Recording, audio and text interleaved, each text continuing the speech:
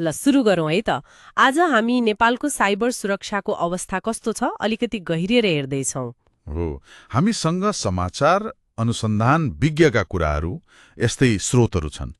हाम्रो मुख्य चासो चाहिँ के हो भने नेपाली प्रयोगकर्ता अनि संस्थाहरूले कस्ता अनलाइन खतरा भोगिरहेका छन् अनि देश चाहिँ मतलब कतिको तयार छ त योसँग जुझ्न। एकदमै यो छलफल महत्त्वपूर्ण छ, किनभने स्रोतहरूले के देखाउँछ भने नि खतराहरू साँच्चीकै छन् अनि बढिरहेका पनि छन्।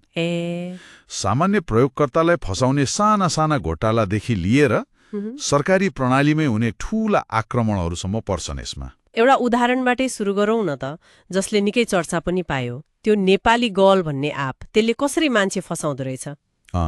जानकारी अनुसार कस्तो छ भने त्यो एप प्राय एडल्ट वेबसाइटतिरबाट फैलिन्छ। ए हो र? हो, अनि आकर्षक साथी बनाउने लोभ देखाउँछ, तर वास्तवमा त्यो मालवेयर हो, मतलब खराब सफ्टवेयर।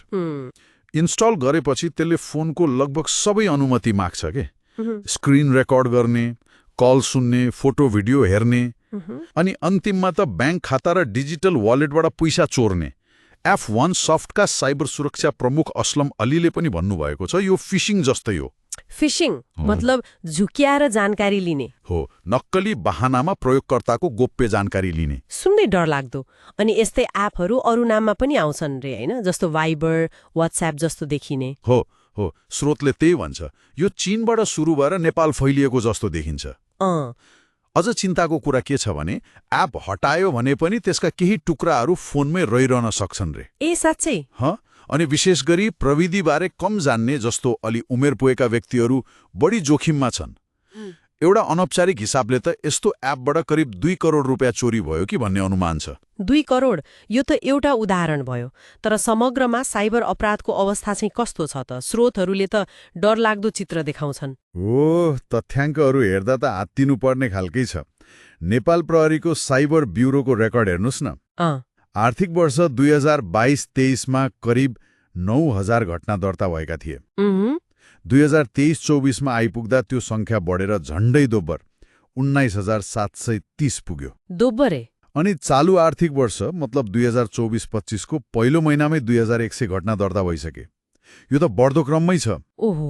अनि यी घटनाहरूमा सबभन्दा बढी करिब 52% त ह्याकिङसँग सम्बन्धित छन्। आधा भन्दा बढी ह्याकिङ नै। तर यहाँनिर एउटा प्रश्न उठ्छ क्या, यति धेरै घटना बढिरहँदा के हामी यसलाई सामना गर्न साँच्चै तयार छौँ त? स्रोतहरूले त गम्भीर कमजोरीहरू देखाएका छन् नि। हो, कमजोरीहरू त धेरै पाटाहरूमा छन्। पहिलो त स्रोत र जनशक्तिको कुरा गरौँ। साइबर ब्युरोमा जम्मा 106 जना कर्मचारी, त्यसमा पनि प्राविधिक मतलब आइटी हेर्ने जम्मा 28 जना। जम्मा 28 जना? हो, तिनै 28 जनाले वर्षेनी हजारौं केसहरू हेर्नुपर्ने अवस्था छ। जिल्ला अदालतहरूमा पनि प्राविधिक ज्ञान भएको मान्छेको कमी छ। 28 जनाले हजारौं केस, यो त कसरी सम्भव होला र? अनि कानुनी पाटो नि? त्यो अर्को ठूलो समस्या। हामी अझै सन् 2008 को विद्युतीय कारोबार ऐनमै भर परिरहेका छौं। 2008 को? त्यो त निकै पुरानो भएन र? भयो नि। त्यो ऐनले ऱ्यान्समवेयर मतलब फिरौती माग्ने भाइरस वा एआई प्रयोग गरेर गरिने अहिलेका नयाँ खालका घोटालाहरूलाई त राम्ररी सम्बोधनै गर्दैन।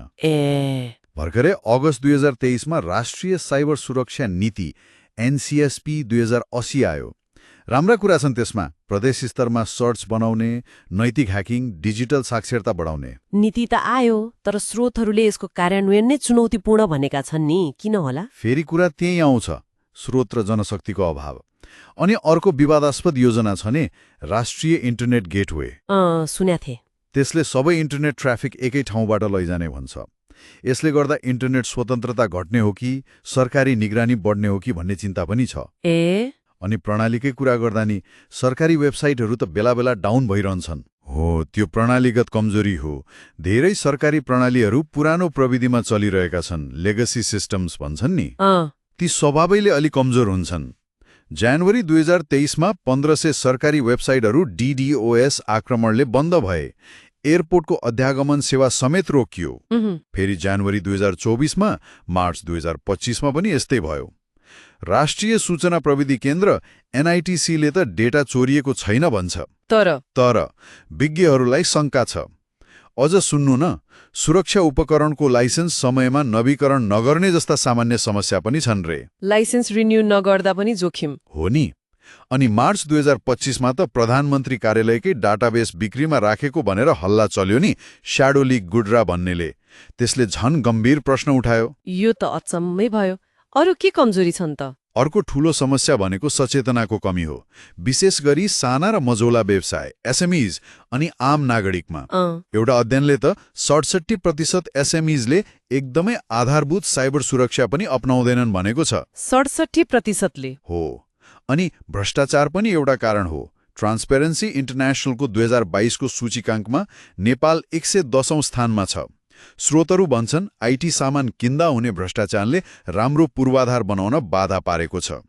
यति धेरै समस्याहरू, जनशक्ति कम, कानून पुरानो, प्रणाली कमजोर, सचेतना छैन, भ्रष्टाचार पनि, यो सबै हेर्दा त ग्लोबल साइबर सिक्युरिटी इन्डेक्स जीसीआईमा नेपाल पछाडि पर्नु स्वाभाविकै देखियो नि। हो, त्यही देखिन्छ। 2020मा 94औं स्थानमा थियौं, 2024मा त टियर 3 मा परेका छौं। टियर 3? यसको मतलब हामी अझै साइबर सुरक्षाको आधारभूत संरचना र क्षमता बनाउने चरणमै छौं। खास गरी प्राविधिक पक्षमा धेरै काम गर्न बाँकी छ। त्यसो भए निचोड के त? एकातिर खतरा वात्तै बढेको छ, अर्कोतिर हाम्रो तयारी एकदमै फित्तलो देखिन्छ। हो, अवस्था ठ्याक्कै त्यस्तै छ। हेर्नुस्, नीतिहरू नबनेका होइनन्। एनसीएसपी 2080 आयो, जनवरी 2025मा एडभाइजरी पनि आयो। संस्थाहरू CERT, NP, ITA, CERT, NP पनि छन्।